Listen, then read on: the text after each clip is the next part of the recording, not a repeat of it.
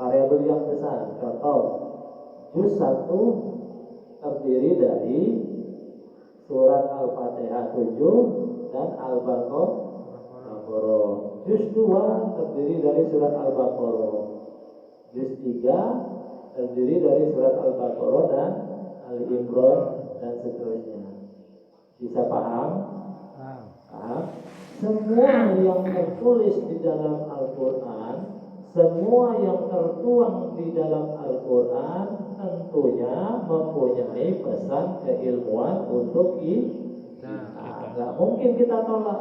Kenapa tanda ain di samping Quran itu harus huruf ain? Betul. Kenapa nggak kita kasih huruf alif aja? Ya kan? Ada tanda ain. Tentunya punya pesan ilmu. Sampai di sini paham? Quran itu terdiri dari beberapa variabel, mulai yang terkecil angka, huruf, ayat, kemudian baik. Sekarang kita bicara.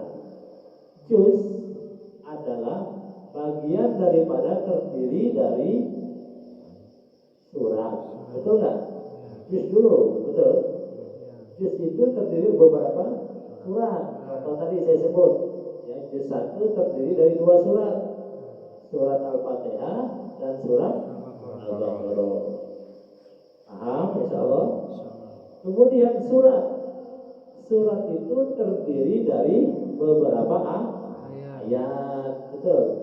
Surat Al-Fatihah berapa ayat? 7. Al-Baqarah berapa ayat? 286. Bisa dipahami? Nah, sekarang ayat itu adalah bagian terdiri dari huruf. Betul nggak? Alhamdulillahirabbil alamin, satu ayat kan? Alif lam mim, satu ayat nggak? Satu ayat. Ini menarik. Nah, sekarang kita bicara tentang huruf. Betul nggak? Apa huruf? Huruf hijaiyah dalam Al-Quran ada 30. Betul nggak? Alif, ba, ta, sa, dan seterusnya. Sekarang kalau ditinjau dari tafsir, contoh, ya, Alhamdulillahirabbil alamin bisa diterjemahkan, betul nggak? Apa artinya? Segala puji bagi Tuhan semesta alam. Nah, kalau yang bersangkutan dengan Yasin, Toha, Nun, bisa nggak diterjemahkan? Tidak. Bisa, karena keterbatasan metode ilmu tafsir. Nah, kita pahami dulu definisinya. Ayat terdiri dari beberapa huruf. Huruf, apakah huruf itu? Huruf adalah sebuah bentuk. Betul nggak? Coba perhatikan huruf alif, bentuknya kayak apa? Berdiri tegak lurus. Betul nggak? Setuju? Nun, bentuknya separuh bulat, ada titik di tengahnya. Betul nggak? Nah, artinya huruf itu adalah sebuah bentuk. Paham sampai di sini? Supaya bisa nanti kita menerjemahkan Yasin, Toha, itu bisa diterjemahkan dengan metode bentuk. Paham? Nah, sekarang kita masuk angka. Kalau bicara tentang bentuk, huruf tadi, ya, paham kan? Huruf adalah sebuah bentuk. Kalau bicara tentang bentuk, untuk menerjemahkan bentuk itu harus dengan ukuran. Contoh masjid ini bentuknya persegi 4. Betul nggak? Nah, menerjemahkan bentuk membutuhkan angka. Betul. Nah, mulai terjawab nih. Yasin, yaitu huruf berapa? 30. 30. Kemudian sin 12. 12. Nah, harus apa hijaiyah? Alif 1, ba dua, tiga, empat, sampai 30. Bisa dipahami sampai di sini? Nah, maka terjawab sudah. Semua yang tertulis di dalam Al-Quran itu mempunyai pesan, mempunyai makna, dan kita membutuhkan pikiran, akal kita. Makanya Allah ayat yang pertama turun adalah Iqra, bacalah. Saat itu Nabi Muhammad tidak bisa membaca. Apa yang harus dibaca? Maka jawabannya ma'ana biqori. Sejarahnya kan begitu. Ternyata kata Allah dalam surat dan ayat yang lain banyak sekali. Afala ta'qilun, afala tubsirun, afala tatazakkarun. Betul? Apa itu maknanya? Kita disuruh menggunakan akal pikiran kita dalam membaca Al-Quran. Karena Al-Quran itu mempunyai pesan keilmuan bagi kita. Bisa dipahami? Kembali kepada Iqra, apa yang dibaca? Media apa yang untuk membaca dari kita? Yaitu mata, akal, dan hati. Bisa dipahami?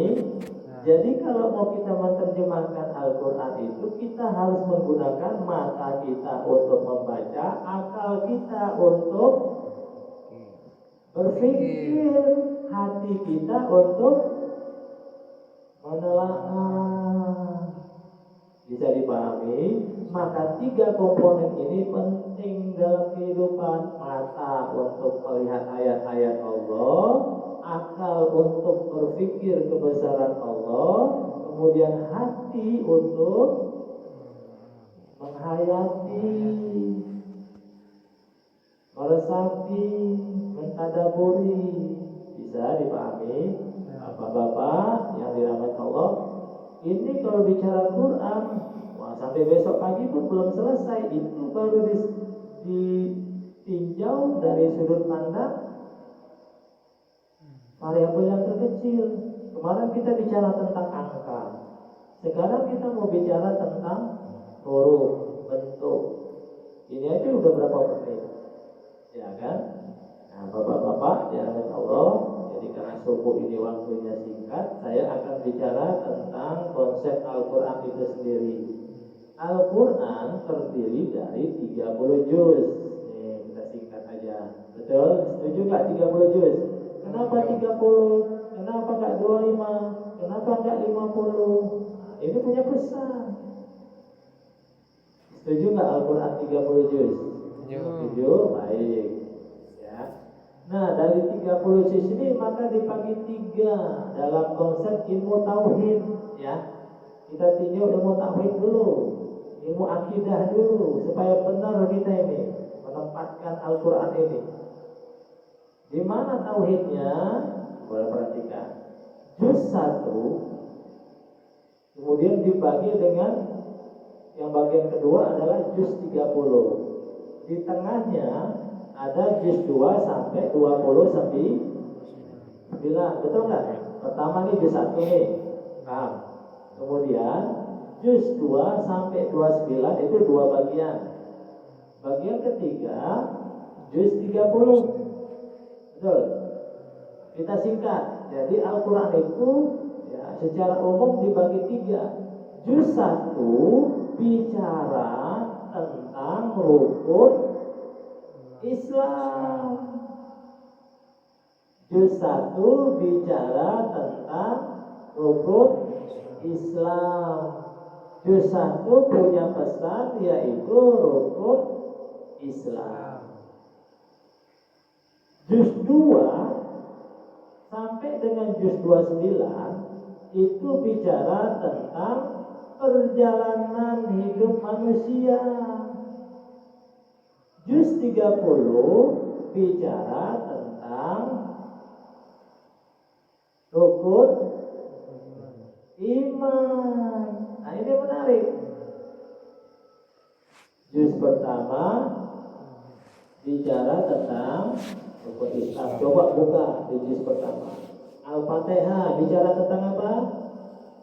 Tauhid, bicara tentang syahadat. Asyhadu an la ilaha illallah, asyhadu anna Muhammadan. Di mana letaknya? Ihdinas siratal mustaqim. Pahami dulu ini. Jadi juz 1 punya pesan, punya makna bahwa rukun Islam syariat. Di surat Al-Baqarah bicara tentang apa, Pak? Di situ bicara tentang aqimi sholat, dirikan sholat, wa'atu zakat, bayar zakat. Ada nggak di Al-Baqarah? Ada. Tata cara rukun Islam situ diterangkan semua jelas sampai puasa. Aqimi apa?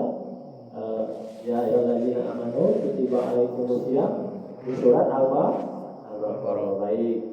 Juz 2 sampai 29 itulah perjalanan hidup kita menuju apa? Tauhid di juz 30. Rukun iman. Coba perhatikan dari nama suratnya aja sudah jelas di situ. Juz Amma, An-Naba, berita besar. Bicara tentang apa? Hari kiamat. Betul enggak? Al-Qadar bicara tentang apa? Takdir, kemuliaan. Betul? Nah, jelas kan? Itu. Ada lagi bicara tentang ketuhanan.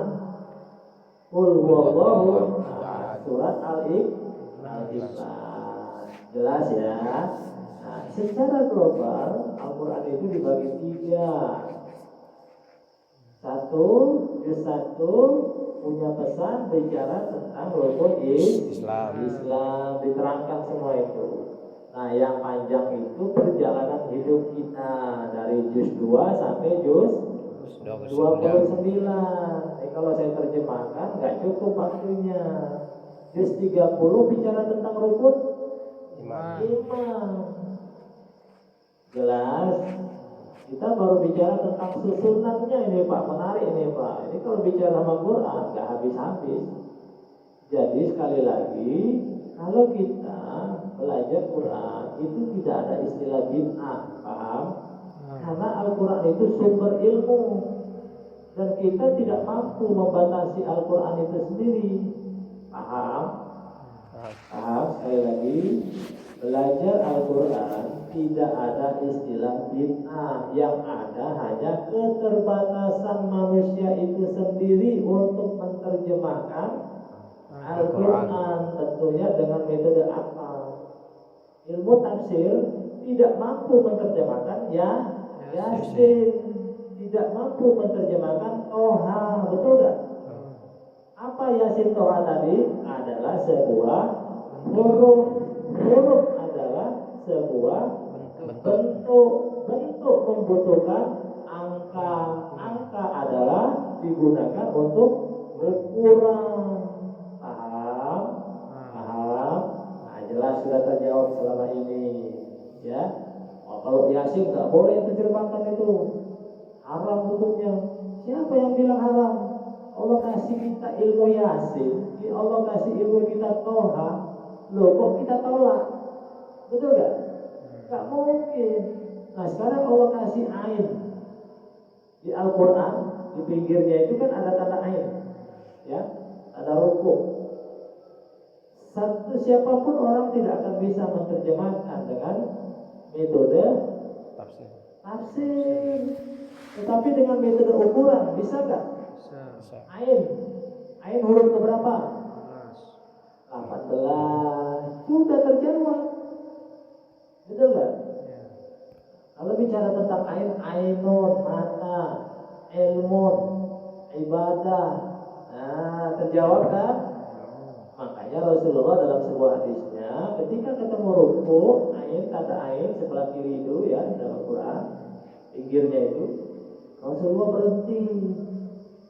Kenapa Rasulullah berhenti di situ? Karena yang dia lihat itu ada ilmunya. Ain, huruf ain, paham ain? Ya. Ainun, apa ainun? Mata. Ilmun, apa ilmun? Ilmu. Al-Quran itu sumber ilmu. Kemudian ibadah. Apa ibadah? Menghambakan diri kita kepada Allah. Artinya segala aktivitas kehidupan kita itu adalah ibadah. Kalau singkat ceritanya itu amal kita. Apa yang kita lihat yaitu ilmu dari Allah, kemudian harus kita wujudkan dengan Ibadah. kelakuan. Ibadah itu adalah kelakuan kita. Paham? Jelas? Nah, Iqra itu sesungguhnya itu tadi punya makna 3 tadi. Baca, kemudian apa yang dibaca? Ilmunya Allah, ayat-ayatnya Allah, ayat qauliyah dan baru diterjemahkan dalam kehidupan sehari-hari yaitu ibadatun. Ibadah itu artinya amal perbuatan kita di hadapan Allah. Jelas? Tuh kan menarik. Jadi kita tidak boleh membatasi Al-Quran itu. Wah, ini gak ada ilmunya, ini Yasin, kamu pandai-pandai, bid'ah ini. Karena nggak punya ilmunya maka dibilang bid'ah. Di dalam Al-Quran tidak ada istilah kata bid'ah. Karena Al-Quran itu adalah sumber ilmu. Kecuali di dalam syariat. Pak Sulaiman sholat subuhnya 10 rakaat. Nah itu bid'ah. Betul nggak? Sudah ada tatanannya, caranya. Baik, bapak-bapak yang dirahmati Allah, mudah-mudahan pelajaran kita pada subuh ini tentang Al-Quran ini baru kecil, bagian kecil sekali, tapi maknanya dalam. Juz 1 rukun Islam.